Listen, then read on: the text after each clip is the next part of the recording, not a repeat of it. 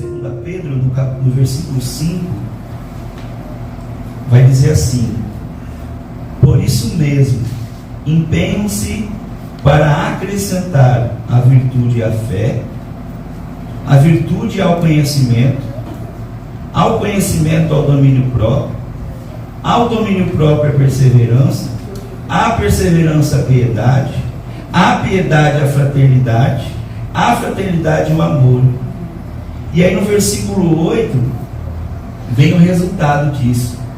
Porque se essas qualidades existirem e estiverem crescendo em sua vida, elas impedirão que vocês, no pleno conhecimento do nosso Senhor e Salvador Jesus Cristo, sejam inoperantes, improdutivos.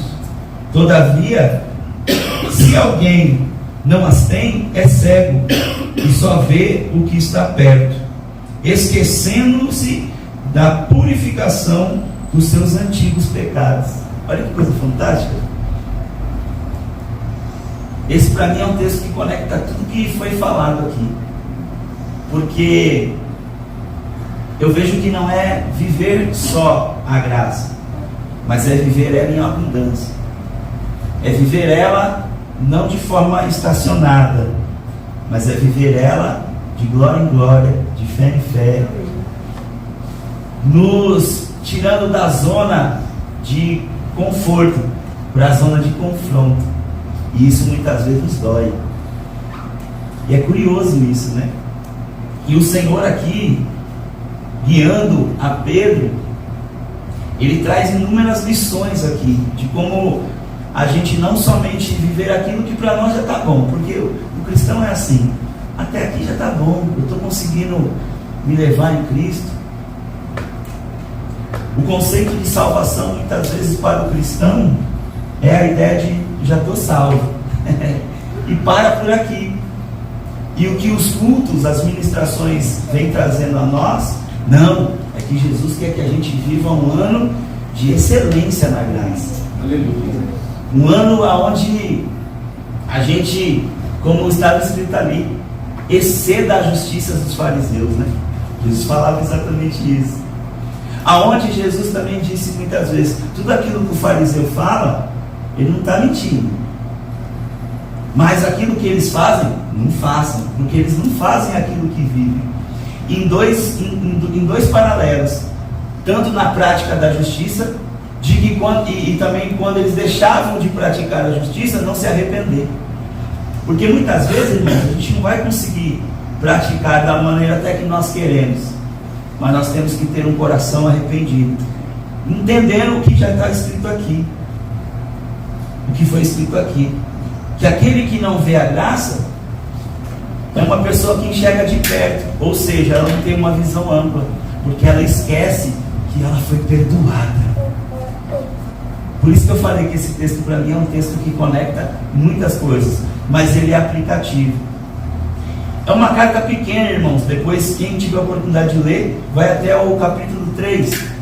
Mas é interessante que, se você ler lá na frente, Pedro vai dizer, não com essas palavras, mas ele vai dizer assim: Paulo escreve algumas coisas lá que é difícil de entender, e algumas pessoas distorcem.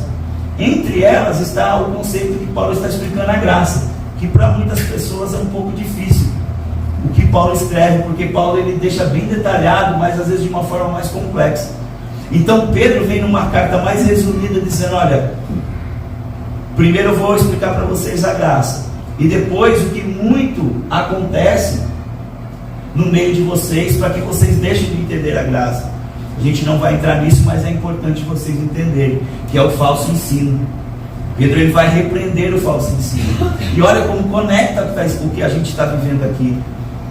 Se eu não me engano, foram mais de 2 vezes que o pastor Salvador, ao pegar o microfone, ele diz: olha, é uma era que nós estamos recebendo muita informação, e cuidado com a informação que você recebe, porque o crente, de fato, se ele não buscar a palavra de Deus, buscar a misericórdia do Senhor, e buscar também ler a Escritura, ele pode ser enganado. Porque hoje nós temos dentro do nosso meio, independente da linha cristã, né? Seja ela batista, enfim, muitas falsas mensagens. E eu creio que muitas vezes, por falta de entendimento, por falta de conhecimento, e também sim, a gente não pode ser hipócrita, por pessoas que querem deturpar a fé para o seu bem próprio. Então Pedro ele vem ensinar aqui a gente como que a gente deve entender este equilíbrio entre cumprir a lei, mas não ser um legalista, porque é difícil, irmãos. E entre, a palavra que a pastora usou aqui, achei fantástico, entre viver a liberdade de Cristo e a libertinagem do mundo, porque hoje nós vivemos um estágio assim, ou é hipergraça, ou é lei até acabar mais. Como viver esse equilíbrio, né? E Pedro ele traz coisas aqui fantásticas. Ele está escrevendo mais ou menos há 3 anos depois da primeira carta, e o povo aqui está se sentindo perseguido, e as falsas doutrinas, ensinos estão entrando no meio da igreja. Então ele escreve uma carta para relembrar os irmãos a base do evangelho, e principalmente a graça. Então quando ele escreve: Simão Pedro, servo e apóstolo de Jesus Cristo, aquele que mediante a justiça do nosso Senhor e Salvador Jesus Cristo receberam conosco uma fé igualmente e valiosa. Então ele está relembrando o povo aquilo que está escrito atrás: olha, vocês receberam a mesma fé que eu recebi. A salvação é pela graça, não é pelas obras, mas quem é salvo foi salvo para realizar boas obras. Olha que coisa fantástica. Ele está lembrando, e eu acho legal que nessa carta, a gente vai ler mais abaixo, mas Pedro a todo momento ele vai dizer assim: eu não canso de lembrar a vocês. E é muita coisa aqui, irmãos, que é conectado com todos os cultos que eu vivi aqui, né? Qual é a dificuldade do cristão hoje em dia? Lembrar de lembrar. No meio do aperto, das dificuldades, de uma situação que vem como a gente não espera, a gente muitas vezes não lembra de lembrar. E por que isso? Como já foi dito aqui, muitas vezes por falta de leitura bíblica, prática da palavra. Lembrar de lembrar, comunhão com Deus.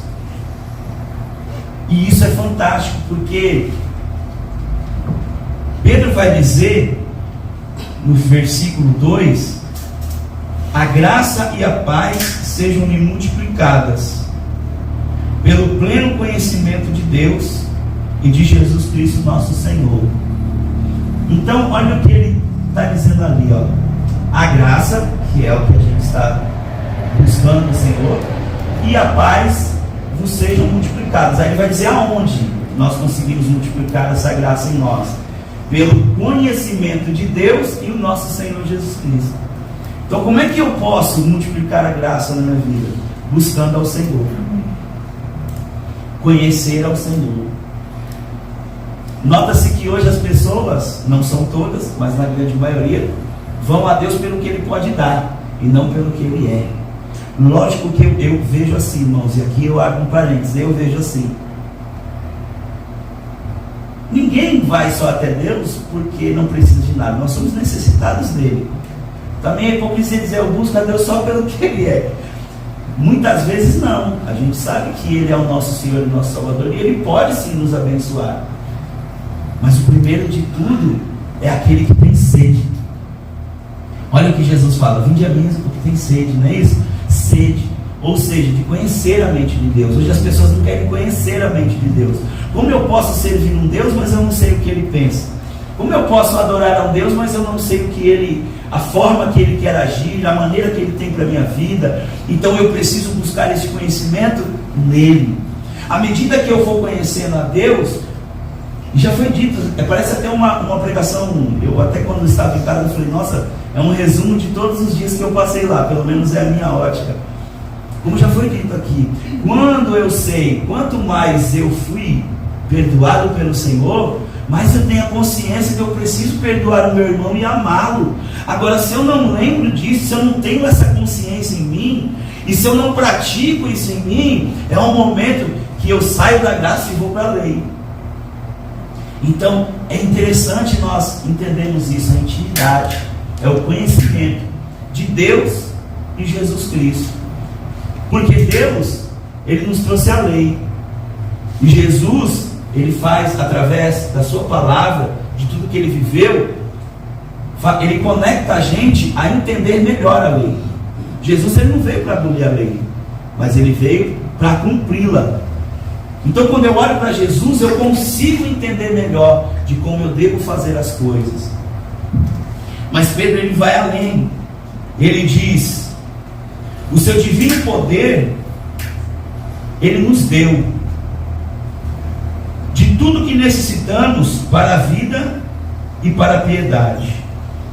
No versículo 3, seu divino poder nos deu tudo do que necessitamos para a vida e para a piedade, por meio do pleno conhecimento daquele que nos chamou para a sua própria glória e virtude.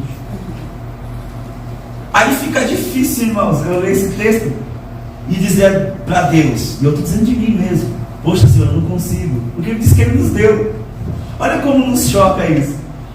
Ele nos deu, irmão, esse poder para que a gente pudesse vencer.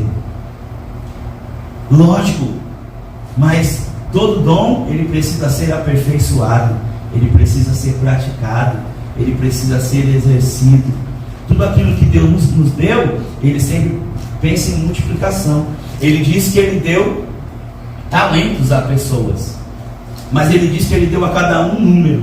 Só que ele não deu para incapaz, porque ele diz lá que ele deu um número para cada um segundo a sua capacidade. Então, quando eu leio esse texto, eu lembro aqui exatamente isso. Poxa, ele me deu um poder, e é um poder que ele gera em mim a ação de viver a minha vida, como está escrito no texto, e para a piedade, ou seja, o amor ao próximo. É algo que começa a transformar a minha vida, mas depois expande através da minha vida. Veja como que não é viver a graça só para mim. A graça que é só para mim, eu brinco em dizer que é a desgraça, né? Agora, a graça onde eu vivo para o outro, sem esquecer de mim, aí eu vou lembrar, por isso que eu falo que eu vou lembrando assim, da administração do pastor Mauro, né? Ele fazia essas indagações. E aí, como que faz? Eu vou para cá, mas se eu for muito, tá ruim. Aí eu brinco com a minha alma. Mas se eu for para cá, aí o Espírito fica falando. E aí eu não sei para onde eu vou. E Pedro, ele dá essas conexões. Então, e traz a nós exatamente isso. Ó, você é capaz em Cristo Jesus. O pastor Salvador começou a dizer aqui essas orações: Senhor, me usa e que eu faça. Olha que difícil isso, de conviver com isso e saber aonde que eu estou me exaltando e aonde eu estou diante do Senhor me humilhando. Como fazer isso? Como viver isso? Como ter esse equilíbrio? Mas a Bíblia nos diz que o seu divino poder nos deu tudo para que necessitamos para a vida e para o amor ao próximo. Mas aonde? Ele vai dizer de novo, ó, por meio do pleno conhecimento. Paulo fala isso, acho que muito em Romanos, da gente atingir o pleno conhecimento do Senhor, né? E Pedro está dizendo a mesma coisa: eu oro para que vocês atingam esse pleno conhecimento. O pleno conhecimento através aonde? Do relacionamento com o Senhor. Mas não somente o pleno conhecimento para uso próprio, que também já foi dito aqui, né? Teologia não é ruim, mas ela sem a graça fica ruim, porque você deixa de viver a graça para viver somente o conhecimento.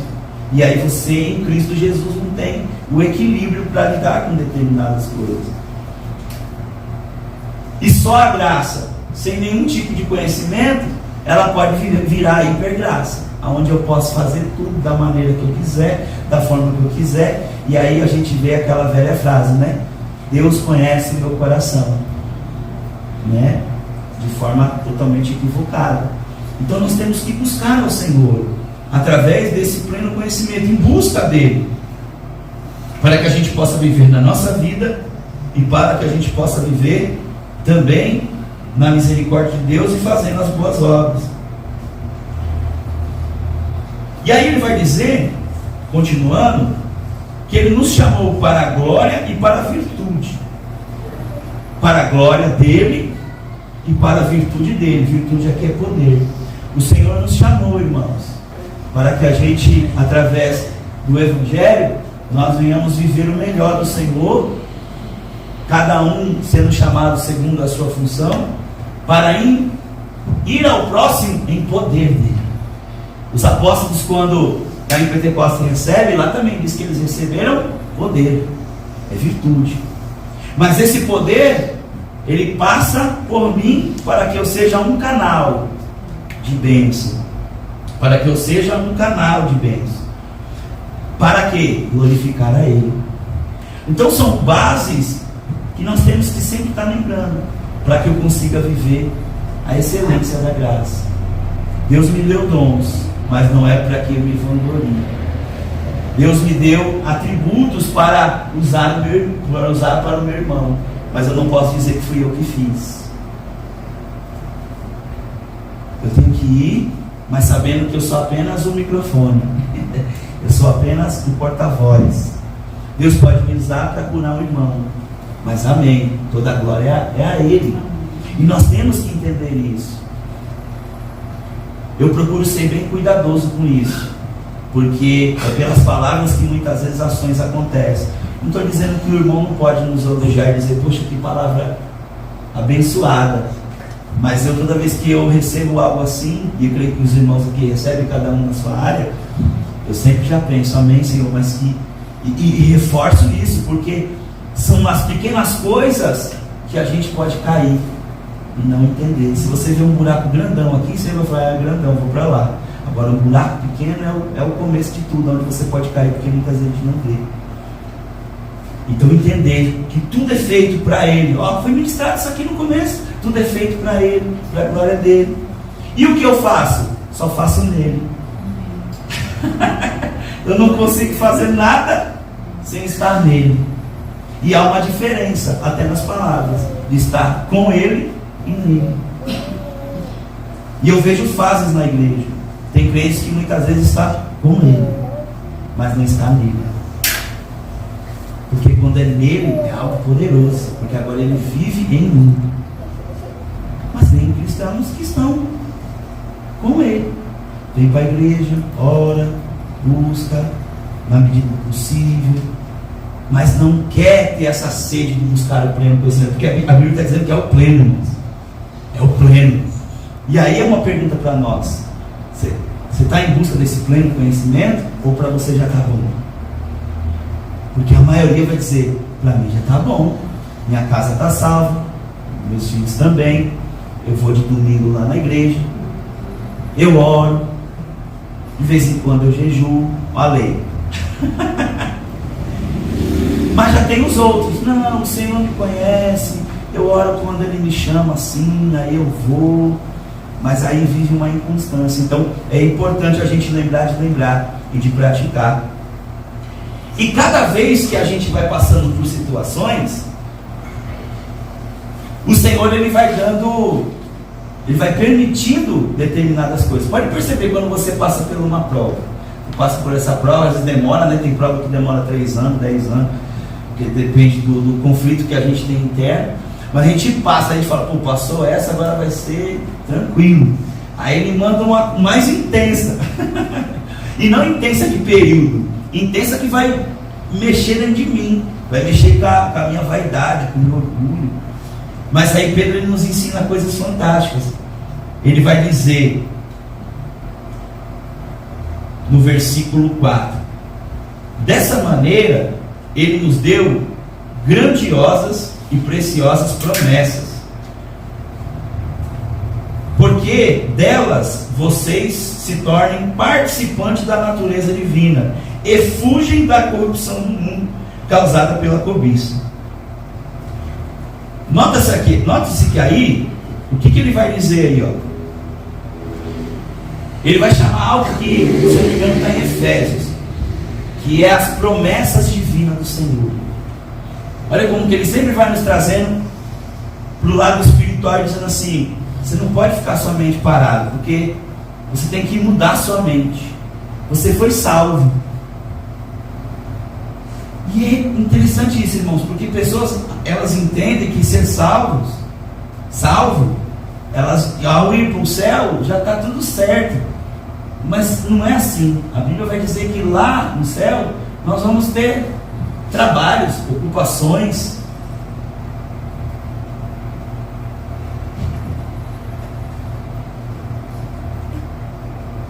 Efésios, capítulo 2, versículo 10.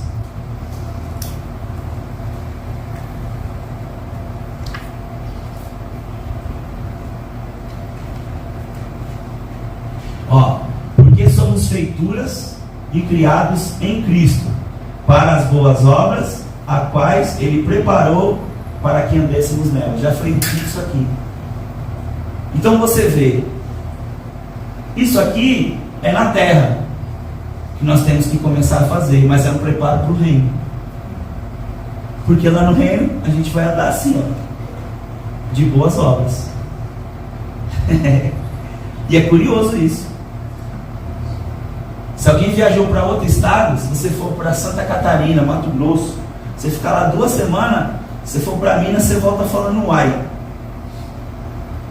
Se você for para Mato Grosso, você fica lá um tempinho, quando você volta tomando tererê, não sei se os irmãos conhecem, é uma erva que tem lá. Se você for próximo aqui, São Bernardo, né, ABC, quem tem carro não anda muito rápido lá, né, irmãos? Que tem bastante radar. Às vezes em São Paulo o pessoal acelera. Então, o que eu quero dizer com isso? A gente tem que se adequar com aquela cidade. Você tem se adequado com a cidade do Senhor? Com a Nova Jerusalém? Nós estamos preocupados com isso, de se adequar à vida nos céus, porque a vida nos céus vai ser exatamente essa: boas obras. Boas obras. E lá no céu não vai ter, né, pastor? Dizer, mas eu fiz e aí eu mereço. Não tem, porque lá todo mundo é santo, é justificado. Mas aonde começa esse preparo? Aqui. Então, se eu não perdoo o meu irmão aqui, como que eu vou chegar lá nos céus? Né? É um preparo, é uma mudança na nossa alma, é uma mudança. Então é importante a gente buscar isso em Deus, porque não basta só perdoar, é entender isso. Eu acho isso fantástico quando o Espírito Santo ministrou isso no meu coração, que o primeiro sou eu. Tem gente que não rouba, porque se roubar vai para a cadeia. Então ele não entendeu o princípio. E é verdade isso, irmãos. E o Senhor, como eu disse, a lei ela é boa, Paulo diz isso. A lei ela é boa. Agora, quando eu não faço o entendimento dela correto, e só o Senhor vai me fazer entender através de estudo e de busca, aí ela fica ruim porque eu interpreto ela de maneira errada. Mas a lei ela é boa. Ela é boa. O Didi não consegue fazer ela por completo, mas ela é boa, ela me salva. Então olha o paradoxo. Então tem gente que fala assim, eu não cobiço a mulher do próximo, porque o que vão pensar de mim? Como já foi dito aqui, eu vou dizimar, porque se eu não dizimar, vai que Deus não me abençoe. É natural a gente ver pessoas assim. Ao contrário também, eu não vou porque eu não quero fazer barganha com Deus. Aí a gente precisa examinar o nosso coração. E esse examinar é viver em Deus. Só que Ele nos quer fazer, como diz o texto, participante da obra dele. Por isso que Ele está dizendo, para que Ele preparou para que a gente andasse. Não é só também praticar para nos santificar através disso, né? Entender. Mas é porque Ele decidiu nos fazer participantes. Isso é uma bênção. Isso é uma bênção. Que bênção? Celestial. Porque Ele escolheu dividir conosco isso. Então, quando eu entro nessa postura de ser, meu Deus, o Senhor quer que eu viva com Ele, muda totalmente o nosso pensamento. Porque aí eu realmente, dentro de mim, falo, olha, eu faço parte do reino. Então a vida muda, os olhos mudam. O dinheiro que passa por mim, ele passa, porque talvez ele vai passar aqui, mas ele não é meu, ele é do meu irmão. Sabe? O olhar que eu olho para o outro, eu falo, meu Senhor, o que aquele irmão está perdendo? Como a pastora Mari disse aqui, né? Quantas pessoas tem em nossa volta que as pessoas olham, e a gente muitas vezes olha endurecido pelo coração, preocupado com a nossa vida, e a gente fala, meu Senhor, Não, é sentir o outro, né? Quando eu entendo o reino, quando eu entendo a graça, eu falo: Senhor, meu Senhor, o Senhor me perdoou. O que eu posso fazer para, através aí do que eu tenho como ser humano, ajudar o outro irmão para que ele entenda isso? E isso é um processo. Mas é o que? É o que eu disse aqui, ó. Ele quer que a gente participe. Ele escolheu isso para a gente participar do reino, viver as coisas do reino. E as coisas do reino começam onde? No reino? Não. Olha a oração do Pai Nosso. Já começa agora, já começa aqui. Depois ele vai dizer que essa participação do reino, ela nos impulsiona para não viver as coisas do mundo. Lá no finalzinho, ó, ele diz assim, ó: se tornassem participantes da natureza divina e fugissem da corrupção que há no mundo por causa dela e da cobiça. Então, praticar as coisas do reino fortifica a minha alma para que eu fuja das coisas do mundo. Olha como que Deus é bom. Então tem pessoas que muitas vezes dizem assim: eu não consigo viver uma vida plena no Senhor. Mas do que ela está se alimentando? Porque a Bíblia diz que nós temos que alimentar a nossa alma, alimentar o nosso espírito, para que possamos fazer isso. E eu gosto de dar um meu testemunho em particular. Em pregação eu não gosto, mas nesse caso faz todo sentido. Por exemplo, eu tinha um problema muito grande com a mentira. E eu mentia tão bem assim que eu até chorava quando eu mentia. Chorava mesmo de falar, não, e eu acreditava nessa história. E uma vez eu orando ao Espírito Santo, ele falou: dá uma olhada lá o que Jesus fala, né? Que aquele que ouve a minha palavra e as pratica. Aí eu falei: nossa, é prática, não é emoção. Pode ver como que é a mentira. Você começa com uma pequenininha, aí dá certo. Você fala: pô, vou treinar um pouco mais isso. Aí vai treinando, você vai ficando hábil naquilo. É a mesma coisa com a palavra do Senhor. As pessoas acham que, por exemplo, o perdão é algo que está ligado ao meu sentimento. Não, está ligado a eu liberar, é decisão. E quanto mais eu praticar ela, mais aí sim ela vai me transformar, que é a graça. Quanto mais eu vou entendendo, vou vivendo aquilo, aí aquilo vai falar: nossa, é mesmo, nossa. Eu meditando numa palavra que Batseba, né, e Davi, quando o profeta fala com Davi, ele fala: pequei contra Deus. É essa palavra que ele usa. Eu não posso afirmar, mas eu meditando, ele fala: pequei contra Deus. Ele não fala assim: pequei contra o meu irmão. Ele não olha o mal que ele fez a Urias. Eu pequei contra Deus. É verdade, ele pecou contra Deus, mas o texto não diz ele falando: eu pequei contra um irmão, joguei ele lá no campo de batalha, lá na frente. Porque não era só. Aí eu fico olhando a ótica de Jesus, né? Lógico que Jesus não tem pecado, mas Jesus com certeza pensaria assim: pequei contra Deus, mas eu feri o meu irmão. Olha como que a graça é ampliadora. Né? Olha como que ela faz a gente ver de forma, não só de perto, mas de longe. Olha como que essa palavra, ela nos traz assim uma consciência espiritual para que a gente vá para a prática. E aí ele vai finalizar dizendo: por isso, empenhem-se. Ó, tá vendo? É um mandamento aqui, é uma ação. Não está dizendo assim: por isso se emocionem e emocionado fazem. Não, está dizendo: empenhem-se. Abriu sua mente? Então agora você precisa treinar. Abriu sua mente? Agora você precisa praticar. Agora você precisa sair do campo de balançar a cabeça. Eu estou falando para mim primeiro, tá, irmãos? De balançar a cabeça e dizer: olha, é forte isso. E agora ir para a prática. Mas é ruim muitas vezes para a prática, porque vai mexer com o meu ego, vai mexer. Mas é o que o Senhor quer, irmãos. Ele quer mexer com o nosso ego. Ele quer mexer com as estruturas. Então ele vai dizer agora: empenhem-se para acrescentar a sua fé. Todos nós aqui já aceitamos a Jesus e temos a fé em Jesus Cristo. E a Bíblia diz que a fé é Ele mesmo que Ele é o autor e consumador da fé. Olha lá de novo, é Ele, até a fé que nós temos, é Ele que nos deu. Mas enfim, aí ele diz, ó, pega essa fé que você tem agora e une a ela. Aí ele vai dizer, une a fé ao poder que já foi te dado. Amém? Não é isso? Ele já nos deu. Se você olhar Gálatas, o capítulo 5, verso 22, ele já nos deu esse poder aí. Ele já nos deu. E aí nós vamos juntar nossa fé a esse poder que ele nos deu.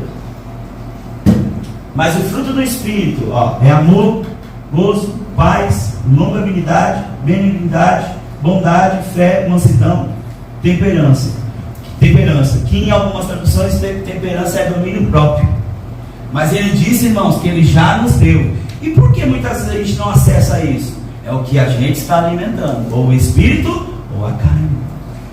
Mas a Bíblia, ela não erra. Disse que já nos deu. Se você está aqui sentado, você tem isso dentro de você, através do Espírito Santo. Só que eu preciso unir a minha fé a tudo isso, a esse poder. Aí ele vai dizer, una esse poder que você já tem ao conhecimento, ou seja, a palavra de Deus e a intimidade com Deus, para que eu não venha fazer o que? Errar. O que é graça? Aliás, a hipergraça, né? A graça de forma errada ou a lei. Mas ele faz um link, ó. Una a sua fé ao poder. E ao poder, o conhecimento. Porque eu sei, eu com o poder de Deus, sem conhecer quem é Deus, eu posso usar de forma errada. Como assim? Pessoas, muitas vezes a gente vê, elas têm aí dons de cura, e depois elas usam os dons para vender a fé, ou para um falso evangelho. Pode perceber. Às vezes a pessoa tem um poder de eloquência da palavra, e ela usa isso para enganar as pessoas. Então eu preciso estar dentro do conhecimento, mas também o poder do Senhor precisa agir em mim. Aí ele vai dizer também, ao conhecimento, que eu estou falando, mas é o próximo, ao conhecimento que você já tem, junte isso ao domínio próprio. Aí já fala mais de mim, ó, pessoal, porque muitas vezes a gente consegue falar para o outro, mas para a gente é difícil. Então ele vai dizer, use o conhecimento que você tem e não fique com ele só na mente, mas agora haja. E aí talvez você pode estar nesse conflito, mas eu não consigo. Mas disse que o poder já está assim, ó, como que não dá para fugir. Ah, mas eu não consigo. Não consegue, o poder está aí. O poder de Deus está na sua vida. Ah, mas eu não sei como discernir. Conhecimento, busca a palavra. Não dá para você ir para lugar nenhum.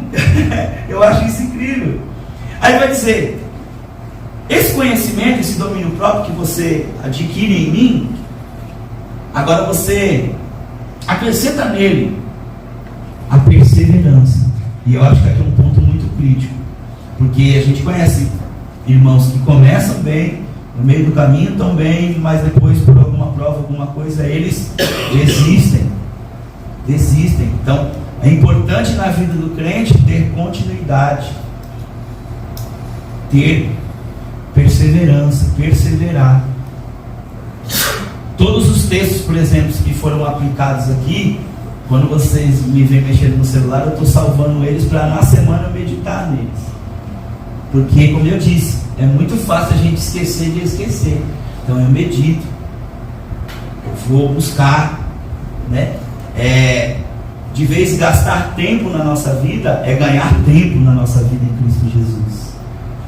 Então, é se armar mesmo, é buscar. Então a gente tem que fazer isso através desses pontos que Pedro vai ensinando para essa igreja, que estava aí, entrando muita informação que não era segundo a vontade de Deus, já querendo voltar para os antigos hábitos. E Pedro ele diz aí exatamente isso, ó, junte o domínio próprio à perseverança. Mas a sua perseverança, junte ela à piedade. Olha que forte. Olhar para o outro com amor, se colocar no lugar do outro. Não é replicando o que o pastor falou do dízimo, mas em relação ao dízimo eu gosto de uma palavra muito interessante que está lá em João. Em João ele diz assim: se você tem 2 túnicas, dê a outra para o seu irmão. Quem está em Cristo, muitas vezes, pelo Espírito Santo, não vai dar só 10%. Porque ele entendeu a graça. Ele entendeu o que está escrito lá em Atos dos Apóstolos, que pessoas vendiam suas terras, vendiam e colocavam debaixo dos pés dos apóstolos, e eles distribuíam de acordo com a necessidade de cada um. Vai ter momento que eu vou estar abençoado e só o dízimo eu falo: não, eu posso colaborar mais, eu posso ajudar com o irmão, eu posso, afinal não é meu, é do reino. Teve momentos que eu passei dificuldade, os irmãos também me ajudaram, e eu sou grato por isso. Não é uma devolução porque me ajudou, é ser grato, né? Não foi fácil. Então é juntar a piedade. E por final, a piedade aqui, irmãos, é o zelo, é o cuidado com o outro. Não é só olhar, tadinho, não. Tá ligado? É entender mesmo, é zelar, cuidar, olhar no olho, abraçar, sabe? Mas eu sou tímido, não importa, não estou falando que você tem que estar falando, mas assim é na ação.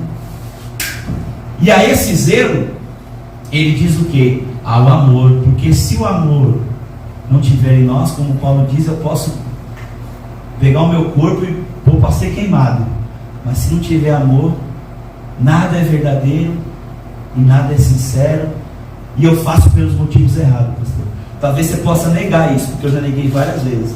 Toda vez que a gente faz algo para o outro e a gente diz: não, mas eu não quero nada, tem alguma coisa envolvida que não é os princípios de Deus. Ou você ser reconhecido pelo homem, ou você querer que a outra pessoa que você ajude, ela te valorize, ela te ajude.